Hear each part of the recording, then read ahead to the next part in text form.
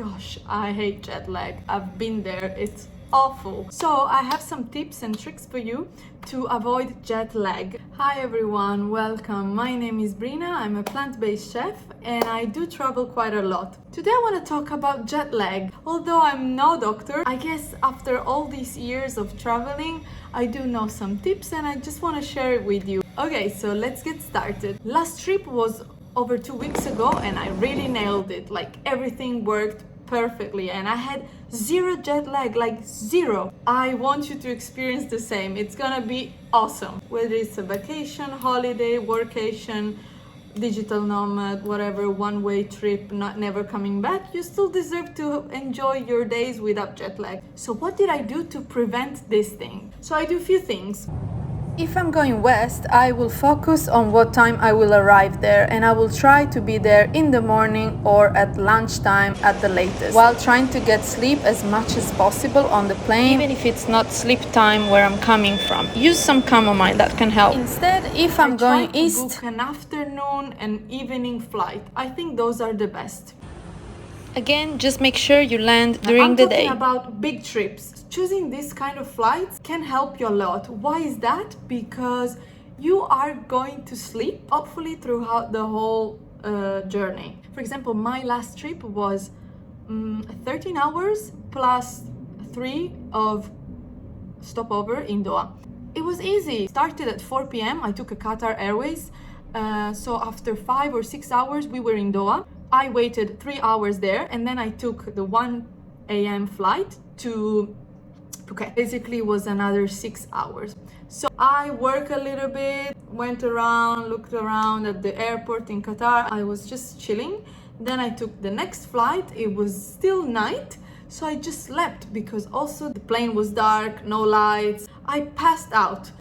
How do you sleep on planes? Well, pillows and eye masks are your best friends. Always try to be by the window. I like to see what's up there. The small pillow that you find, I just put it next to the window and I just sleep like that. And sometimes I don't have neighbors next to me or there's some free spots around. So I will just change my seat in order to have some more space so I can sleep better and longer. Try to find and see if there's any free seats around. Maybe there's a row with 2 or 3 seats even, and it's super comfortable. Just go there and take them all and you can sleep way better. And now I will tell you another tip. Food and drinks. Hydration, hydration, hydration, guys. It's no joke, for real. Smash in the water, you will feel so much better. I mean, you should smash in the water daily, but especially on planes and on big long flights. Wow, game changer. I don't know about you, but I hate food on planes.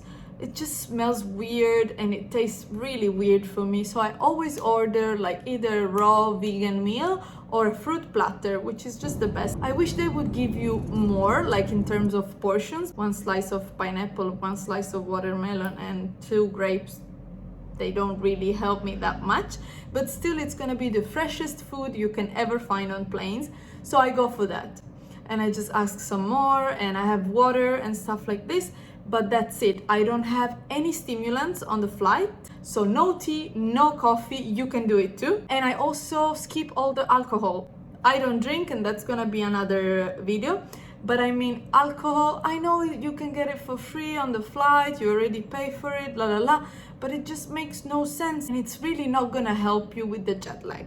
So please skip that as well if you can. Okay, so we are on the evening flight, we're not drinking coffee, we're not drinking alcohol, we're just hydrating with water and fruits.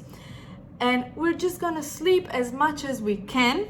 And when we arrive in Asia, for example, it's going to be like maybe 10 o'clock in the morning or 12, or like me, it was 2 p.m. And that's great because it means that you still have like half of the day to either see around, get tired, because of course you're not super tired. I mean, you're tired from the trip, but it's not like you really moved your body, you did some exercise. So it's great because when you land, you take your taxi or your bus, whatever, and then you reach your accommodation. You leave your luggage and you're just gonna walk around. Maybe you can go for a small jog like I did. I felt inspired because I was in a new place and I wanted to see things around, and it's a great way to start having a look around, what to expect from that city, that place.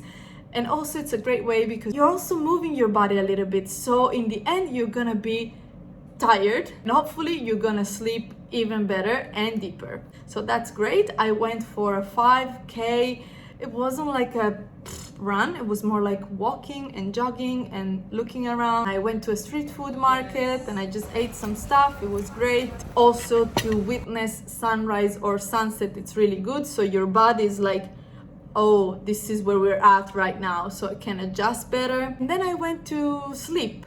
Of course, I wasn't super tired, but I just put myself in bed and I just start breathing a little bit, and eventually it just happened. If you didn't go for a run, at least try to do some yoga. Even just putting your legs up on the wall can really help you. You can also try some melatonin and some CBD oil to relax and fall asleep.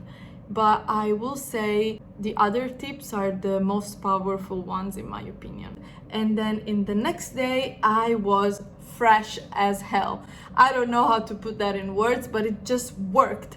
And I think it's incredible. 10 years ago, I went for my first working holiday visa in Australia, and bloody hell. In the morning, we were like, whoa, what was that? And then we fell asleep. And this was just like a domino effect. And for 1 week, we were just zombies in the day and fucking party people at night, and it was just mad. I needed to find a job within 2 weeks, but we just couldn't function through the day. I was forgetting, maybe also consider doing a stopover. It's not a bad idea, and sometimes your body really needs some time to adjust, and that could help you with that. Yeah, you might want to stop somewhere in between and maybe also have the opportunity to see around for 1 or 2 or 3 days if visa conditions are good enough and if you can afford it time-wise or money-wise, whatever. But that can also be a nice solution to like slowly adjust to new time zones. For example, on my way back from Thailand, last time I decided to stop to Sri Lanka and it was amazing. It was very convenient. It was costing me the same amount than going straight back to Italy. So I thought to myself, let's find out what Sri Lanka looks like. It was great, and back in Italy, I didn't have any jet lag as well. And another thing I did, I packed a lot of fruit in my carry-on bag. I just had it as much as I could, and some dates. And that really helped because, again, the food in the airplane is not that great. It's just not enough. It's just a small portion. Even if you're not packing fruit, just make sure you pack something that you enjoy, that has energy for you. And yeah, just don't forget, because otherwise you're stuck with whatever food they decide to give you on the plane. And that's usually not that exciting. Just plan it ahead a little bit and it will be game changer. Game changer. There's a good chance that next time your jet lag will be way milder, maybe won't even be there. These are a few tips and I really hope they can help you with that. I'm also very curious about what are your tips to overcome this horrible jet lag thing. So please leave a comment down below if you have some other tips or if you experience any of my tips as well. Don't forget to subscribe if you want to see more tips on traveling, vegan food, spirituality, and much more. I wish you great travels. I'll see you in the next video. Mwah.